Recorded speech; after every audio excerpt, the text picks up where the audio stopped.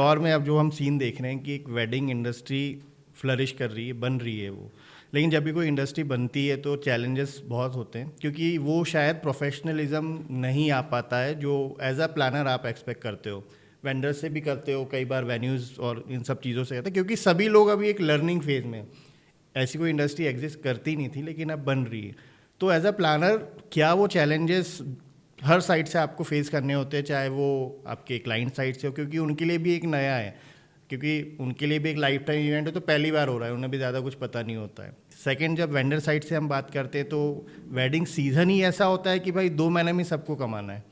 और multiple weddings लेके रखते हैं वो, तो कैसे सिंक होती हैं चीज़ें। तीसरा, अगर हम देखें तो वेन्यूज़ भी इंदौर में पर्टिकुलरली लिमिटेड हैं, तो वो चैलेंजेस भी होते होंगे कि यार एक ही वेन्यू पे अभी शादी हो रही, फिर शादी है, फिर शादी है, तो टाइमली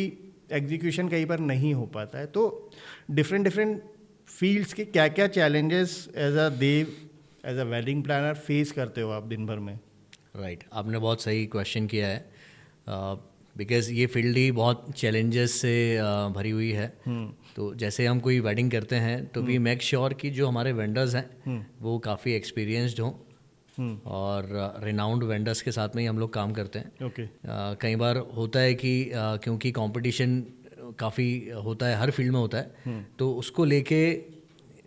कम में काम करने के लिए कई लोग नए वेंडर्स भी हर जगह बनते हैं, तो वो क्वालिटी का ध्यान नहीं रखते हैं और चूंकि उनको एक्सपीरियंस भी नहीं होता है काफ़ी इस फील्ड में, तो टाइमली एक टाइमलाइन में फिनिश करना और उस क्वालिटी को मेंटेन करते हुए काम करना सबके बस का नहीं होता है, बिकॉज़ काफ़ी सालों का एक एक्सपीरियंस होता है जिसके बाद ही कोई एक वेडिंग डेकोर या एक वेडिंग पूरे प्रोजेक्ट को कंप्लीट करने में और हेल्प कर शायद पाता है। एक्सपीरियंस के साथ वो टीम वर्क का एक सिंक्रोनाइजेशन भी होता होगा, जैसे आपने बताया कि 40 वेंडर्स एक साथ काम करते हैं एक पर्टिकुलर वेडिंग को सक्सेसफुल बनाने के लिए, और अनटिल एंड अनलेस वो सिंक नहीं है सारे, मतलब जैसे वरमाला चल रही है, भाई SFX डालना है, अब वो SFX वाला क्लियर ही नहीं है कि SFX डालने थे या क्यों नहीं मिला कि भाई डालने थे, तो हो सकता है वरमाला हो गई उसके बाद SFX आ रहा है, तो आपको इस माइनर से भी डिटेल शायद रखनी होती होंगी, या मतलब खाने में नमक, ये मतलब सारी चीज़ें ध्यान तो रखनी पड़ती होंगी। राइट, तो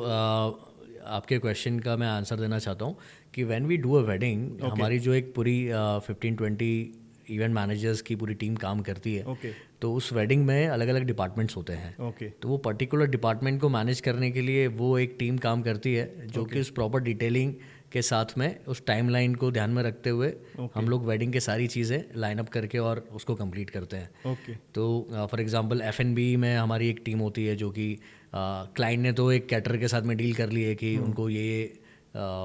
आइटम्स हमारी वेडिंग में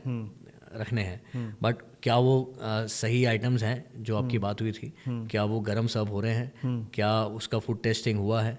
क्या प्लेट काउंट्स हुए हैं। अच्छा, फूड टेस्टिंग भी होती फिर? यस, तो वो सब हमारी टीम मैनेज करती हैं। आफ्टर दैट डेकोर को जो आपने एक्सपेक्ट किया है वो चीज़ें टाइमली और उस मैनर में हो, उसको देखने के लिए एक टीम होती है हमारी। आर्टिस्ट को मैनेज करने के लिए स्पेशल टीम होती है जो उनकी बुकिंग से लेके उनके अराइवल डिपार्चर से लेके उनको टाइमली साउंड चेक कराना और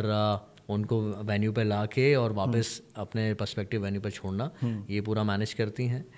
then we have a team for hospitality, जिसके अंदर जो भी होटल में गेस्ट स्टे कर रहे हैं, यस, उनका प्रॉपर्ली फॉलोअप, उनके कुछ क्वेश्चन आंसर्स होते हैं तो उनको आंसर करना है, उनको टाइमली इन्फॉर्म करना है कौन कौन से इवेंट्स कितने टाइम पे हो रहे हैं, वो सारी क्वेरीज मैनेज करने के लिए होटल के साथ में कोऑर्डिनेशन करने के लिए टीम होती है, that is a hospitality team. Then again we have material team. Material team, yes, तो मटीरियल क्या होता है, जो भी रिचुअल्स होते हैं फैमिली में, वेडिंग्स में, उन रिचुअल्स की हम लोग पहले एक लिस्ट ले लेते हैं। हाँ, क्योंकि समवॉट मोर ओवर तो रिचुअल सबके सेम होते हैं लेकिन कुछ कुछ के अलग भी होते हैं। यस, तो उस पर्टिकुलर रिचुअल में जो भी आइटम्स यूज़ होने वाले हैं वो हमारी टीम उनसे हैंड ओवर ले लेती है और वो इवेंट वाइज हम लोग इन्वेंट्री में अपनी रख लेते हैं। यस, हमारे हैंड ओवर पे आ जाता है, फिर वो फैमिली को कहीं भी उसमें देखने की ज़रूरत नहीं होती है, वो इवेंट वाइज उनको वहाँ पर मिल जाता है और वहाँ से वापस रिस्पेक्टिव प्लेस पे पहुँच जाता है, उसके बाद उनके घर तक भी पहुँच जाता है।